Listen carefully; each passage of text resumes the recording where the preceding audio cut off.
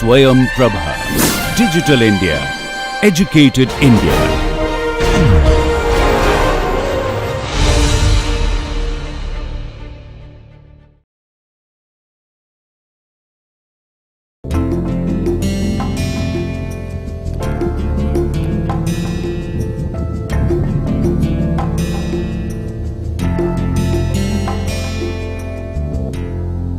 Okay, welcome to this another lecture on basic surveying. We are on module number 5, in which we are talking about theodolites and total stations. We have already covered 5 video lectures in this module, and this is the lecture number 6.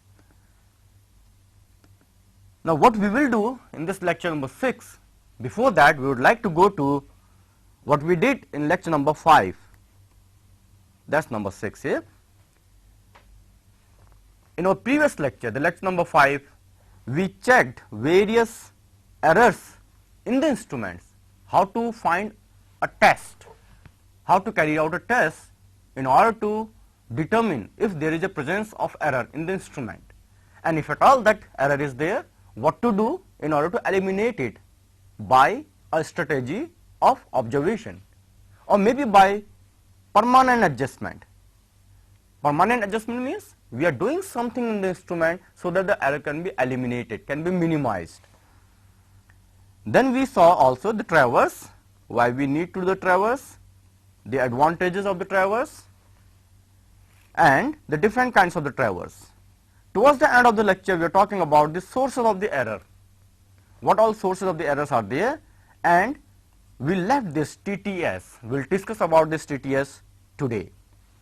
In addition, today we will talk about some computations for the traverse. In case of the compass, we didn't compute the coordinates, rather we plotted the traverse.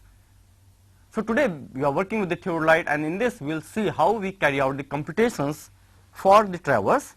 In that, some definitions like independent coordinates and all, then some methods in order to eliminate the errors in the traverse, also for the link traverse, and finally we will see what is the acceptable angular misclosure in a traverse, how to arrive at that. And towards the end of the lecture, we will have a demonstration on total station. We will look at the various parts of it, what are the facilities and how to use it. Now talking about the errors in traversing, we discussed the error could be because of linear measurements, because of angular measurements, and also because of centering. The linear errors, we know how they get introduced. If you are using the chain, tape, or even the EDM, there will be some error. How to take care of that, how to apply corrections for that. We also know kinds of the errors in the angle measurement. This is what we have been doing so far. Now what are the centering errors? Why they are important in traversing? This is what we would like to see now. The meaning of the centering error is, for example, if we have to carry out a traverse like this, then these are the traverse stations or survey stations.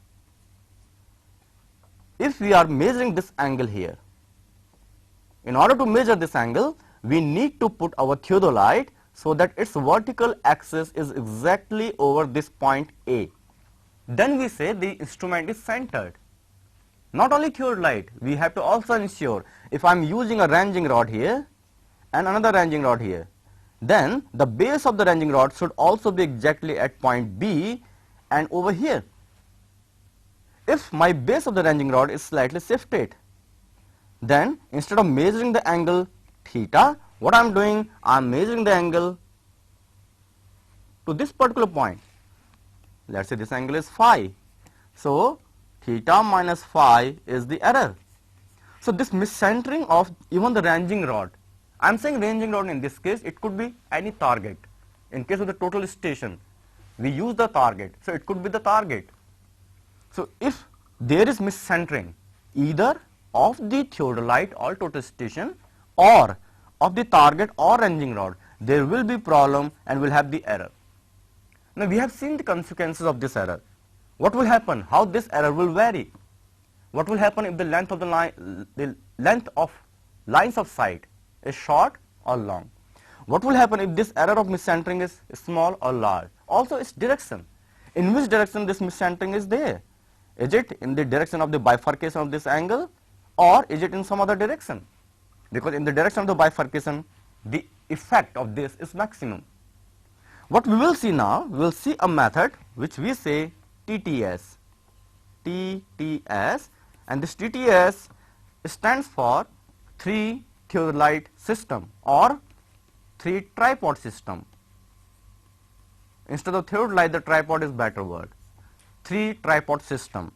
How does this work? What we try to do in this, basically we eliminate the effect of centering error. We limit its effect. What is the meaning of this? For example, let us say there in the ground we have a traverse, and this traverse is A, B, C, D.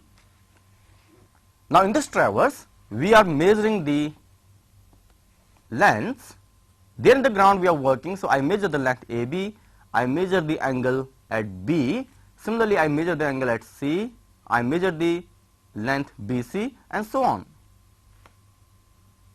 If all these measurements, linear as well as the angular measurements, are without any error, there is no error, and if we plot it on our drawing sheet, what the plot will be, we'll plot this AB to this scale, we'll mark the angle ABC, and again we'll plot the BC to this scale. So these are plotted. Similarly, we'll plot this angle BCD and we'll mark the point D as per this scale. So this is true representation of the ground. This is what we always want. So in this case, there is no error of miscentering. Let us say there is a case when there is error. A, B, C and D, and let us say what we are doing in the conventional method, there is a ranging rod here, there is our theodolite here and another ranging rod here. There is miscentering error of the ranging rod, and the ranging rod is instead kept here, then over here. So there is no ranging rod. It's the miscentering error. Now this miscentering error, because of this, what will happen? We will measure the angle. If this point is C dash, so instead of the angle A, B and C, we will measure the angle A, B and C dash. Also we will measure the length BC dash instead of BC. Now what will the effect of this? The effect of this, if we plot this survey on our drawing sheet, the plot will start with AB, A, B. Now at B we are making the angle ABC dash.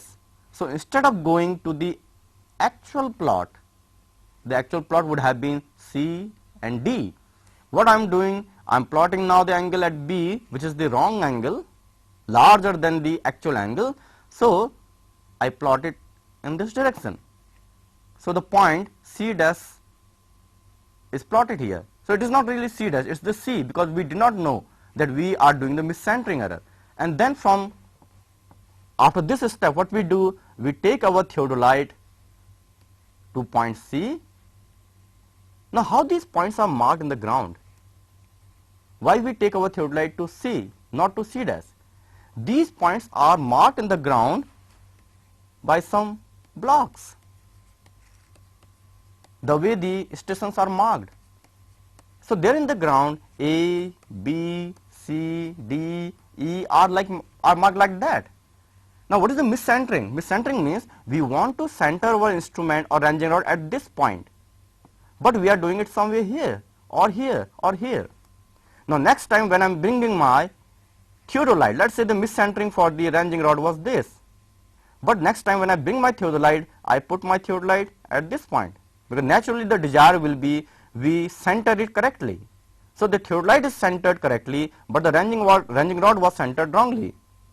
So because of that, now our theodolite we put at point C and we measure the angle.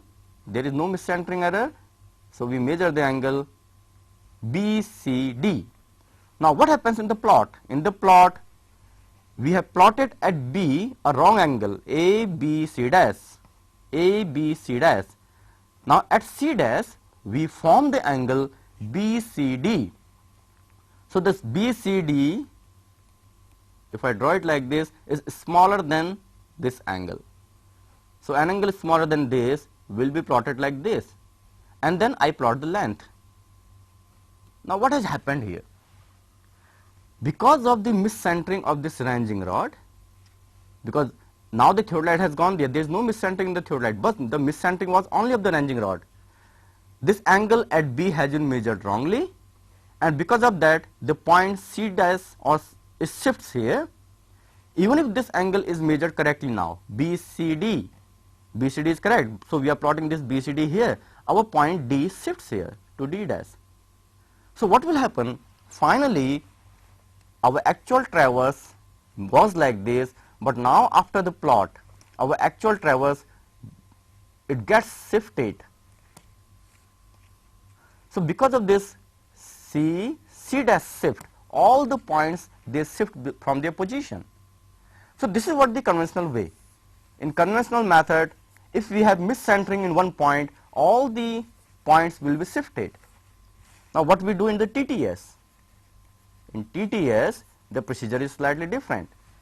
Well, A, B, C and D, A, B, C and D. In the case of the TTS, the procedure is we have one tripod here, we have another tripod here, and we have one more tripod here. Let us say there is miscentering error again, and we have one more tripod kept here at this point. So what we are doing now?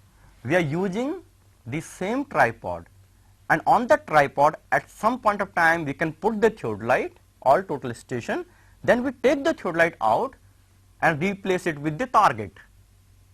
So our tripods are fixed there. This tripod is fixed here, this tripod is fixed here, this tripod is fixed here.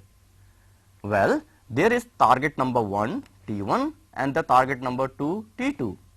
From B, the angle between these points are measured. So from B I bisect target number 1 and then target number 2. So the angle measured is wrong. So because of this miscentering, the angle measured is wrong. Next, this target will move to this tripod, and this theodolite, there was a theodolite, this theodolite moves to this tripod, and this target T2, it moves to this point. So what happens in that case? Because now theodolite is here, not here. Theodolite is at the same point where my target is, and then next I measure this angle. Well, if you plot it, AB will be plotted like this, A, B. Now at B we are plotting the wrong angle instead of the correct one. This is the correct one. I plot the wrong angle. So then measure this distance, plot this distance, I get the point C dash. Now at point C dash I plot this angle, not this angle. So by plotting this angle and by plotting this distance, I reach to point D. I reach to point D, and then henceforth the rest of the traverse. So what do we see here? Even if there is miscentering error here, C has gone to C dash, there is no shift in D. Similarly, there will be no shift in other points. So by doing this TTS, 3 tripod system, the miscentering error can be limited to a particular point. Okay. Now what we do in case of the traversing, we go to the field, and in the field we have a traverse, we measure all the lengths and all the angles. This is what is done in the traverse. In the case of the compass traverse, what we did, we plotted it on a drawing sheet. Now here, before doing the plotting, we want to do some computations, because in the case of the compass traverse, if you recall, we came to know about the closing error after the plotting of the traverse. Well, these two are not meeting, there was a closing error. But here we want to determine the closing error just by the computations. So what these steps are, what are the computations that we need to do? For that, we will need to define couple of things. Let us say there is a line, and for this line the bearing is measured. This is the direction of north, and line is AB. It's a traverse line. We define a term latitude. Latitude means this particular value here. You can compute it because you know the length of the line and you know the angle here, so you can compute the latitude. And departure. This departure is D. This also can be computed. This latitude and departure are also called northing and easting. And depending in which quadrant, because for this line, this latitude and departure both are positive. If a line is here, both will be negative. If a line is here, one will be positive, one will be negative. The latitude will be positive, departure will be negative. So depending which quadrant we are talking about, we can compute these values like this. Okay, now for a traverse, we do these computations. Let's say there is a traverse, and for this traverse we want to compute the latitude and departures. What I do at each point, first I am drawing the direction of north. These are the meridians. Okay, and for each line we have measured the bearing. We know the bearing of each and every line. Even if we have not measured the bearing of each and every line, we can compute it. Let us say this bearing is known. Only this bearing was measured for A, B. Then we had measured the internal angles. This angle, this angle, this angle, and this angle using the theodolite or total station. As well as we know these lengths. Using the EDMI or using the chain, we also know these lengths. Having known these things, we can very easily compute now for each and every point or each and every line the corresponding latitude and departure. So this will be the value of latitude and this will be the value of departure. Similarly here, now just take care of the sign will change. So that's the value of the departure and this is the value of the latitude. Similarly here for this point,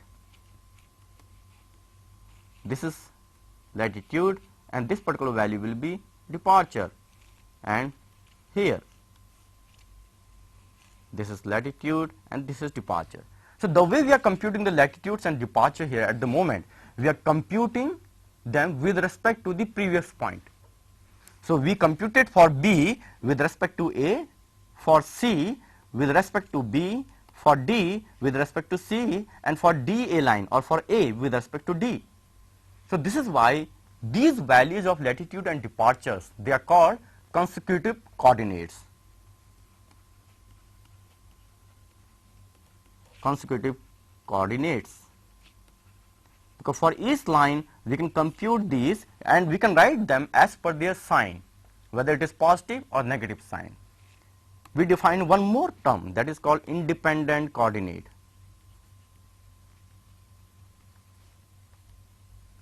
Independent coordinates means, now here in this case, we know for each line the consecutive coordinates. Let us say we assume that somewhere here is the origin of a new origin. Let us say this point is our origin, and I show this origins by slightly thicker line. Now if I consider this as the origin, now for this point the latitude and departure values are known. That's the departure, that's the latitude. Now for point C, the consecutive values we know. What we can do, we can add this latitude and this departure in the previous values, this departure and this latitude. So we can compute the coordinate of C again with respect to the point A. Similarly, for point D, we can compute its coordinates with respect to the point A. So these coordinates, which are all with respect to a single point, which is the origin, are the independent coordinates. In this case, we have assumed the origin to be here. We can assume the origin to be somewhere else. For example, here, the only thing we need to know is the translation of this A with respect to this coordinate system, this value, and henceforth for all A, B, C, D, we can compute the independent coordinates with respect to this origin. Now, we are going to talk about one more important thing. Now, here in this diagram only, just look at this diagram. If I find sum of latitude and sum of departure, it's a closed figure. The latitude is going positive, is going negative, is going again positive here, and is again positive. Sorry, it's negative here. If you do it again, let's say the latitude is positive, negative, further negative, and again is positive. What you see, if we add all these latitudes, the sum of these should be equal to 0, because our traverse is closed. Similarly, for the departure also, the sum should be 0 because the traverse is closed.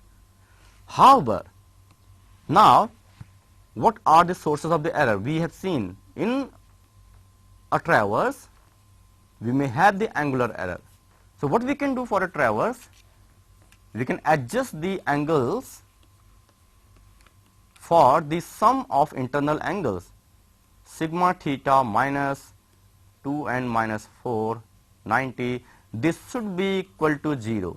If it is not equal to 0, rather it is equal to some value error, this error can be distributed depending 1, 2, 3, 4, 5 lines are there. So that's the value of the correction to each angle. If we apply this correction to each angle, what we get? We get now sum of this particular value, sigma theta minus 2 and minus 4 into 90. In this case, after applying the correction for this E, that will become 0. So angular corrections can be applied. So if the angular corrections are applied and then we plot the traverse, still the traverse will not be closed. Why? Because still we have not applied any correction for length. When we measured the length in the field, the length has got error. So no correction has been applied for the length so far. We have applied the corrections only for the internal angle. So what will happen? Our length will have the error. And if you plot this traverse, as we have seen in the case of the compass traverse, we had applied the corrections for the local attraction, we had applied the corrections for the internal angles, but still our traverse was not closed. Same problem will be here. Can we determine this, whether the traverse is closed or not? Now this thing can be answered from here. If you are finding this sigma L and sigma D, and if they are not equal to 0, sigma L is not equal to 0, sigma D is not equal to 0, the sum of latitude is not 0, sum of departure is not 0. That means there is problem. Our traverse is not closed. Now for this traverse, if you compute sigma L and sigma D, you will find they are not equal to 0. So why they are not equal to 0? Because there is a closing error. I can further divide this closing error, and the components are, this will be sigma L and this will be sigma D. So the closing error E can be written as sigma L square plus sigma D square. That's the closing error. So here in this case, without plotting the traverse on a sheet, we can determine by computing the sum of latitudes and departure and then putting them here this way. If they are not equal to 0, then we are sure, yes, there is a closing error, which is because of the length. Now we have seen about this closing error. Using this closing error, we can further define a relative precision in the traverse. P is the perimeter of the traverse, E is the closing error. And this is the term which we use many times in order to assess, well, how accurate my traverse is. Larger this value, poorer is the traverse, and that will control the accuracy. Sometimes if this value is not acceptable as per the norms, we would like to go to the field again and do the traversing again. Well, if it is not so, E by P is within acceptable limits. But still, now the condition is E by P is within acceptable limits, our traverse looks like this. This is very important.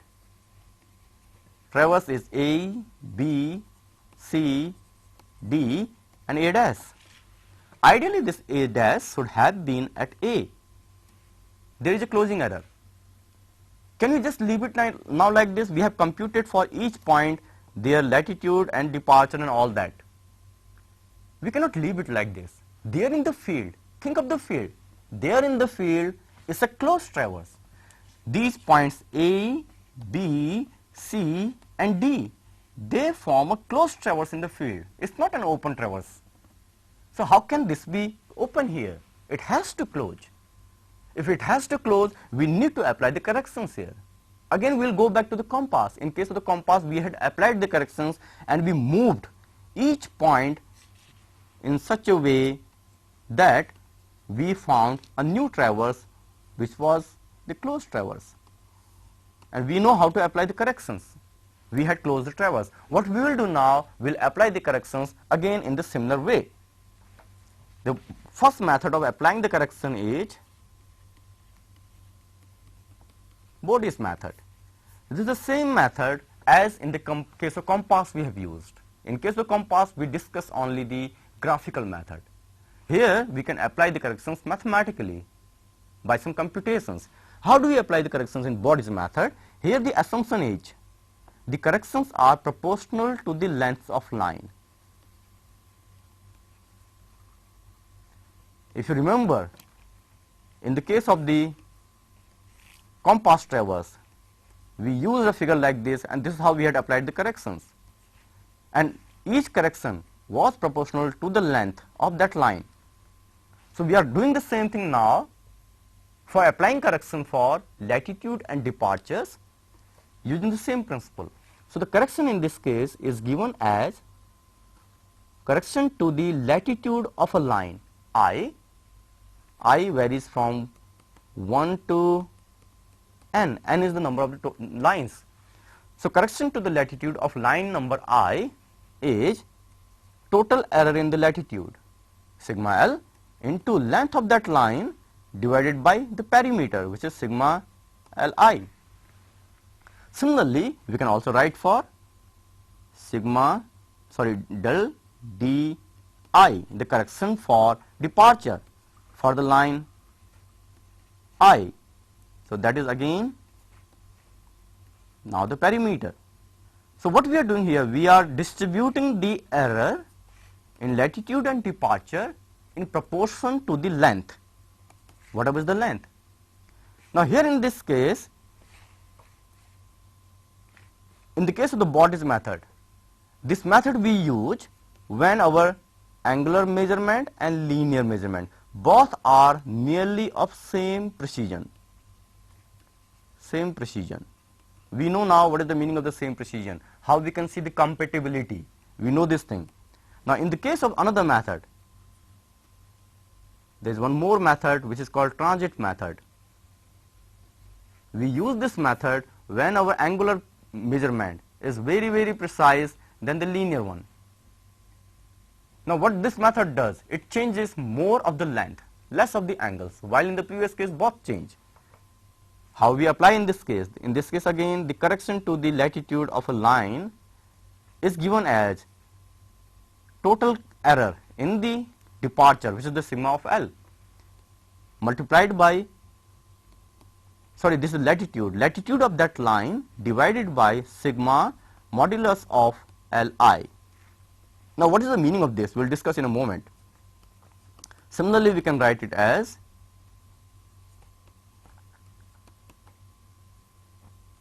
it should be departure of that line, departure sigma modulus of departure. So what we are doing here, we are distributing the corrections for individual lines. The correction means the total error in the latitude is sigma L.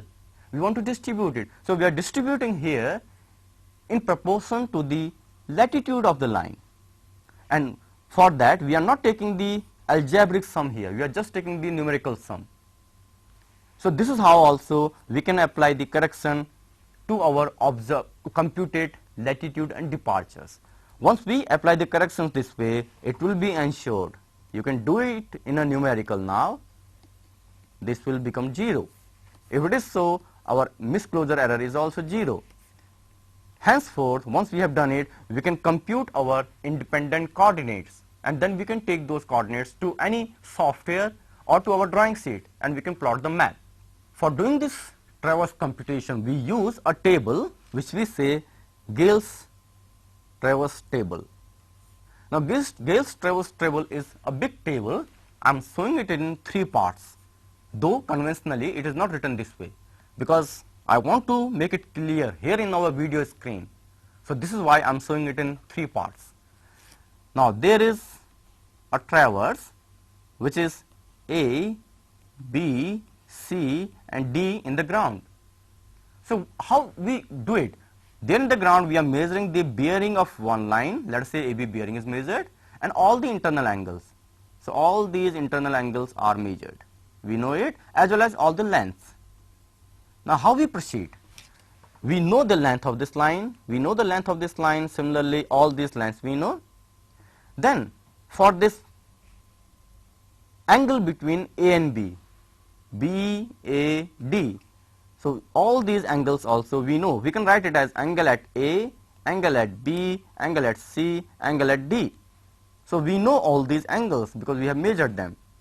Now what we do, we apply the correction for some of these angles. Let us say I sum up these angles and the sum comes out to be this value. This is wrong because there is an error here.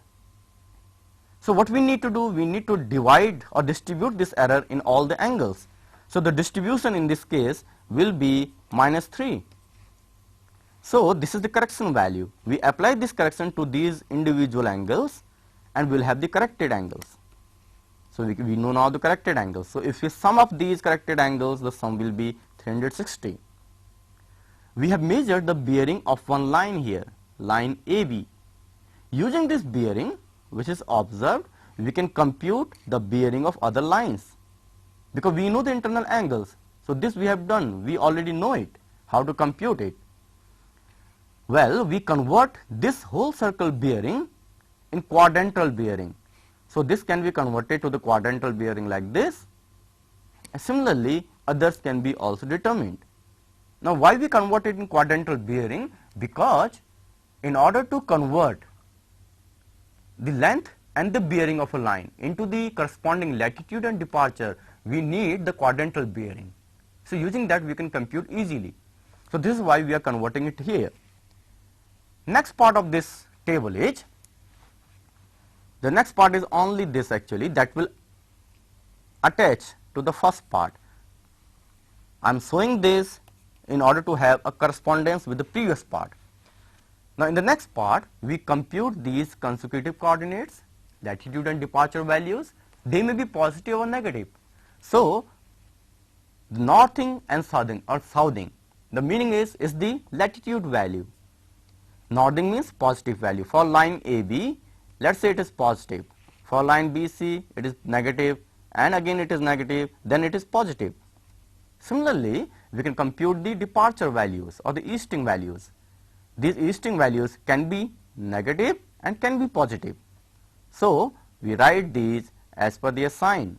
Whatever their sign is, we write them there. Then we can sum these positive values, negative values, and sum them again. That will give us the sum of the latitude.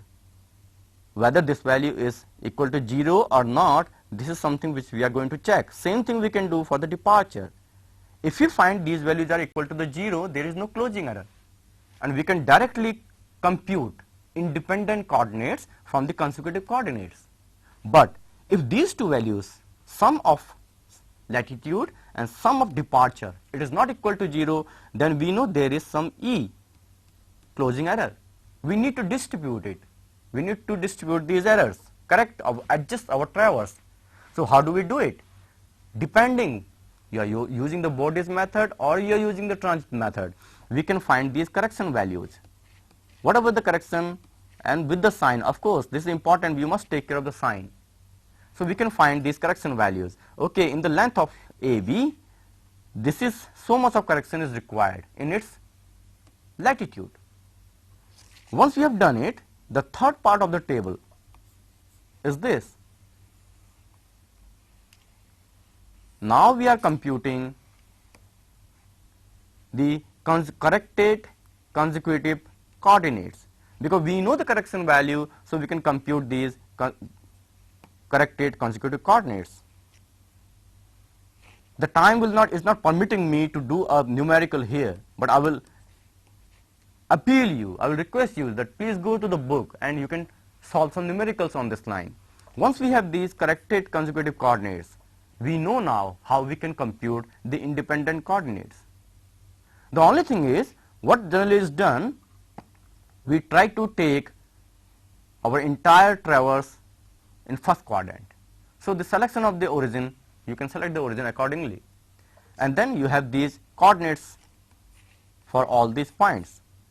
Now once you have got the final corrected independent coordinates, there is no closing error and you can use these coordinates in your work. Okay, now we will see in case of the linked traverse how we apply the correction, how we adjust it. The linked traverse is, as we can see here, we know this line and we know this line. These lines have been done with some higher order survey.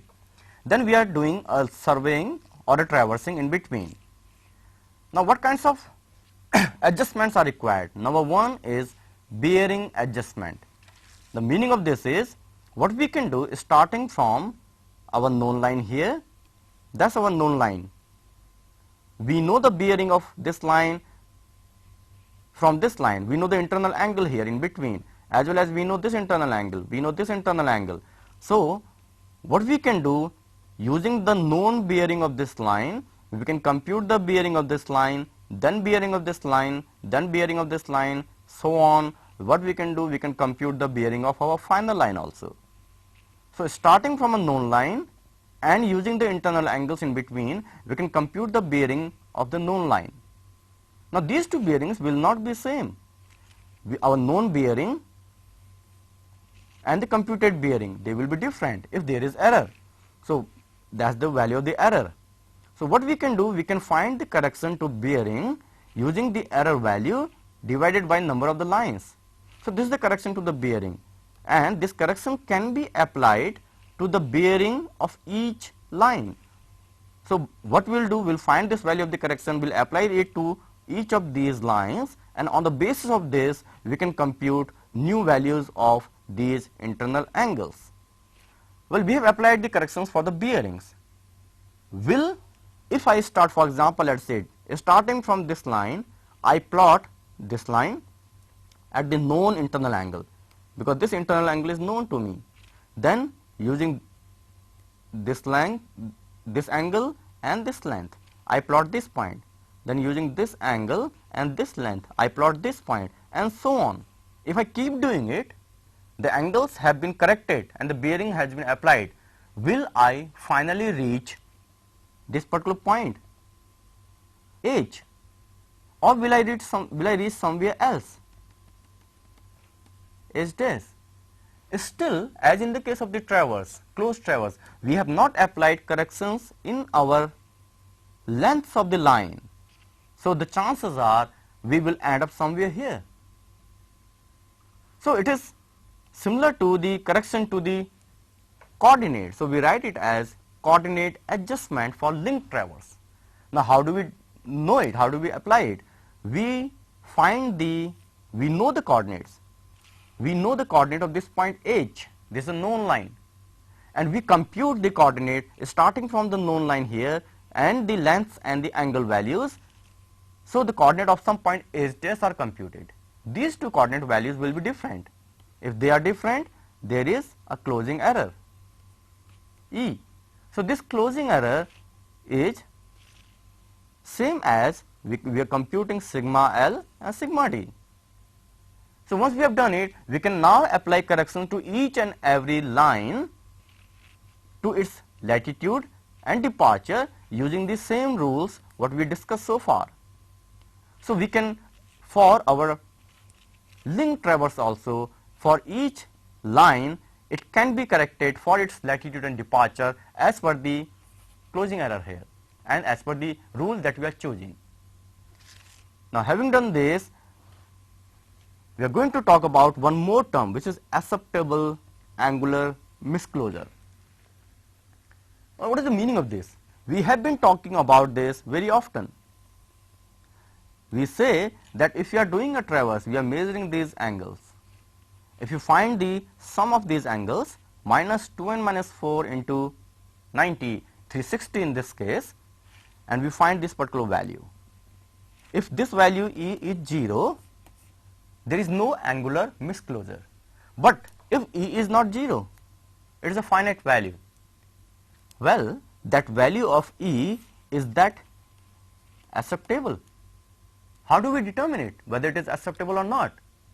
There is a procedure for that, and in this procedure what we can do, when we are measuring an angle, in measuring this angle theta, there are some errors which accrue into it, which get introduced. This is because of bisection, this is because of reading. We have seen that if you are measuring by repetition or reiteration, what will be the error in measuring any angle? We have seen how to determine this thing also. So we know for the theodolite which we are using in the field, for a person who is working in the field, what is this value which is there in measuring one single angle. Now, in a traverse there are n number of such angles measured. So the final error is dependent upon all these angles. We can write this equation as E is sigma theta minus C, because this part is constant, and we want to see now this error in individual angles, how it is going to propagate in our final E.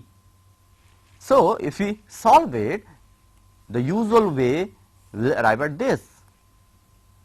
So the error finally in the traverse, which is the misclosure error, is computed like this, where n is the number of the sides.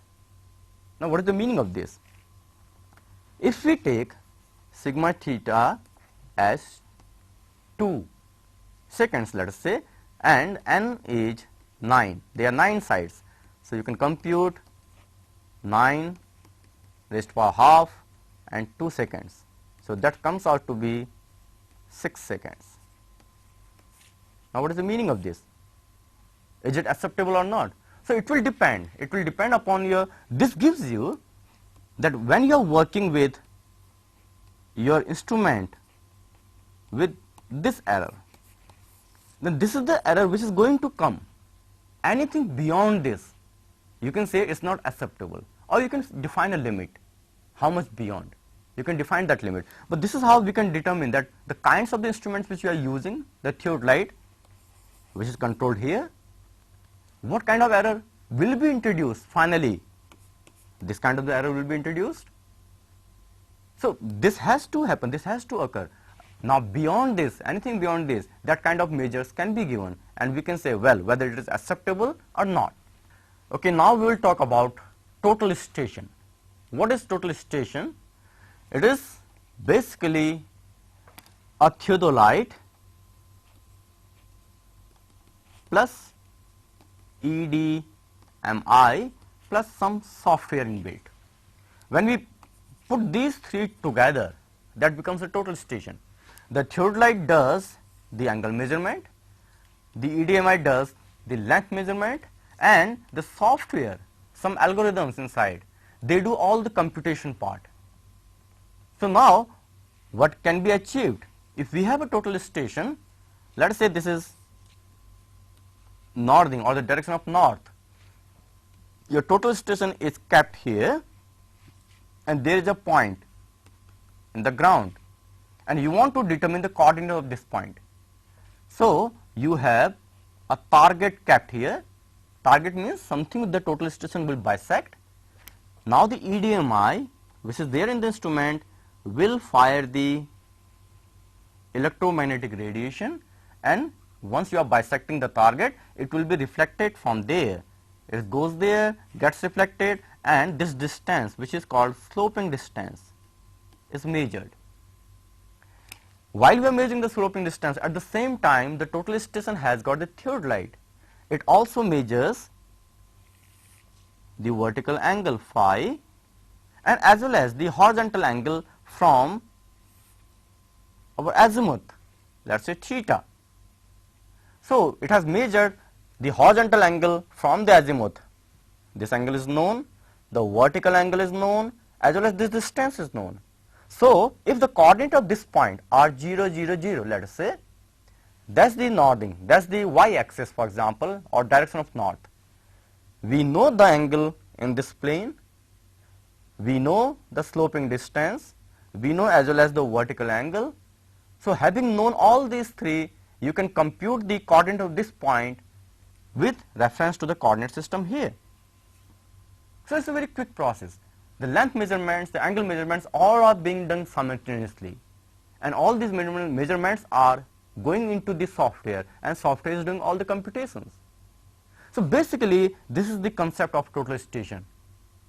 Of course, there are many more facilities in a total station depending what kind of work you are doing.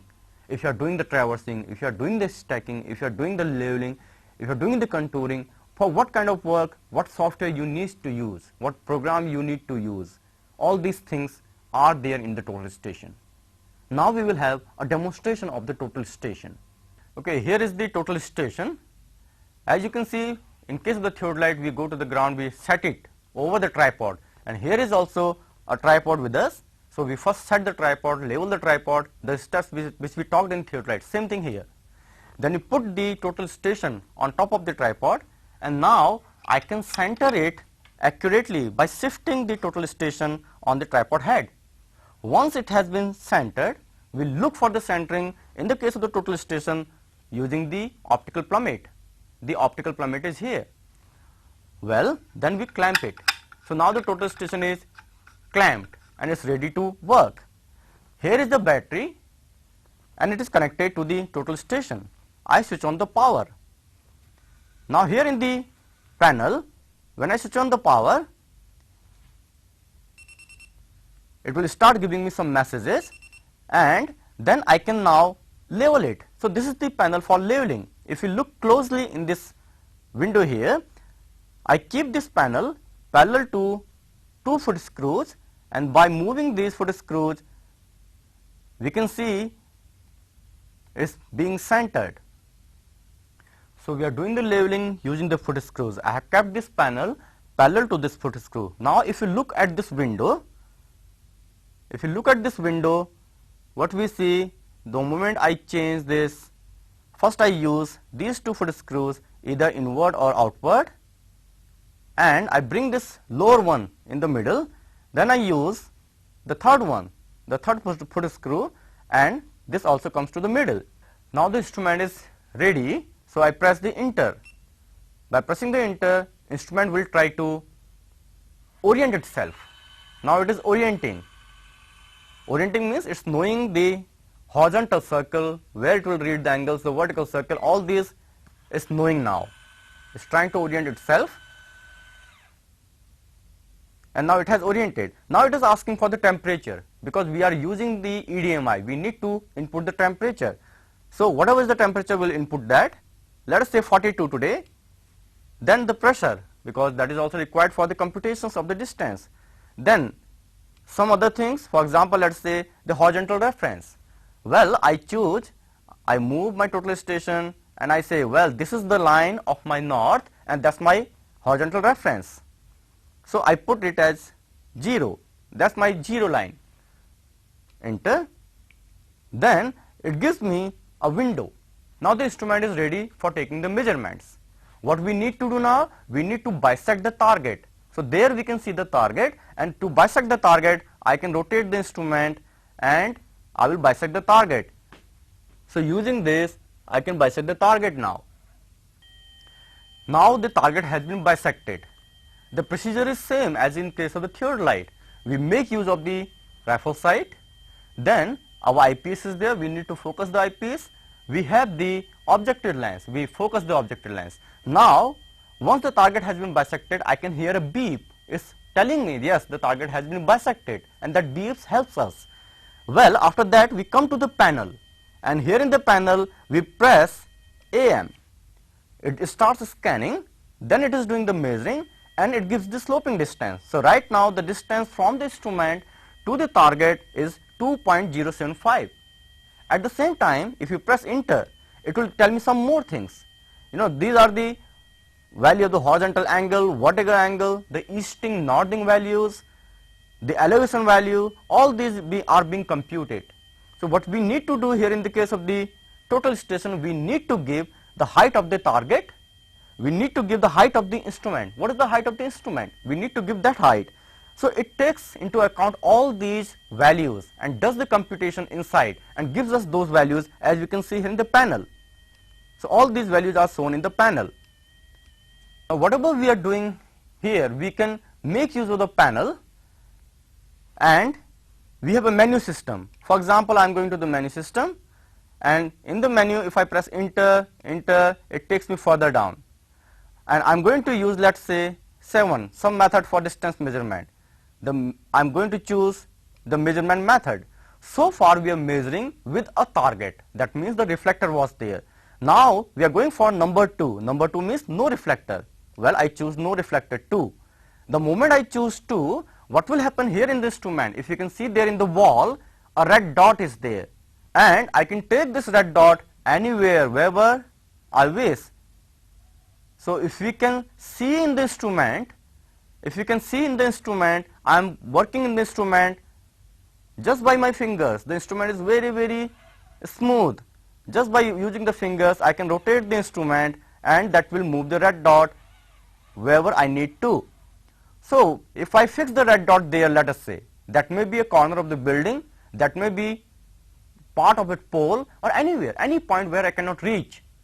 So what we can do now, I am measuring now. Again, to measure I am using this A/M, and now it starts scanning and doing the measuring, and now it is giving me again the coordinates of that particular point. If you see the sloping distance is 2.493 meters. Regarding the units, I have fixed the units here. Right now the angles are being measured, it's up to 400, you can see, in gons. It's not in degrees, we'll have to change it. Also the distance is being measured in meter. So we can change these units inside this instrument, and all the computations can be done accordingly. This reflector-less method of measuring the distances or coordinates is very, very useful. For example, in this room, if we want to measure up there in the rooftop, the ceiling, so any other method will fail. But in the reflector-less, what we can do, I can take this dot to the ceiling, it goes to the ceiling, and that's the point where I want to measure the coordinates of. Now you can see that point, I'm moving that point, and this dot in your screen is moving. So for this point, for example, I need the coordinates with reference to the point where I'm standing. So what we need to do now, we have fixed that point, and then I'm coming back to the panel. Now here in the panel, again I press AM, that is for the measurement. So it's scanning now, and after that it will do the measurement, and it has given me the distance. The distance, as you can see in your screen, is 3.011. That's the sloping distance. The horizontal angle and the vertical angles, they are also given, 395 and 62. Don't confuse with the units, we are not using degrees here. If you go further down in this menu, there are some more things. The vertical distance, depending where is our reference is, and some more things. The easting value, the northing value, and finally the elevation. Elevation of that point from our reference is 1.666 in meters. So all these computations are being done inside the instrument. So this is the total station, and at the moment we have seen only a few functions of the total station, not all. But what we saw, how we can set it up, how we can center it, how we can level it. What do we do? This is the power, we switch on the power from here, and then how to initiate it, how to start taking the measurements. There are many programs inside the total station which help you to conduct your work automatically. They are very, very helpful. So we can make use of the targets when we are working with the total station, or we can work without the target also. So what we saw today, we saw the 3 tripod system in which the error due to miscentering can be limited to a particular station. Then we saw the computations for the traverse. we can compute the latitude, departure, we need to compute them, and then using them we can find the closing error. We can distribute the closing error using the method Borders method or transit method. Then once we have done it, we have discussed the independent coordinates which we get finally. We can make use of these and we can plot our network for our further work. Then also we saw today the total station, which we philosophically speaking is only a combination of theodolite, EDMI and some softwares. All put together becomes a total station. So if you have an opportunity to go to a laboratory where you can see the total station, please visit the laboratory and start working with that. That will give you more understanding of the instrument. Thank you.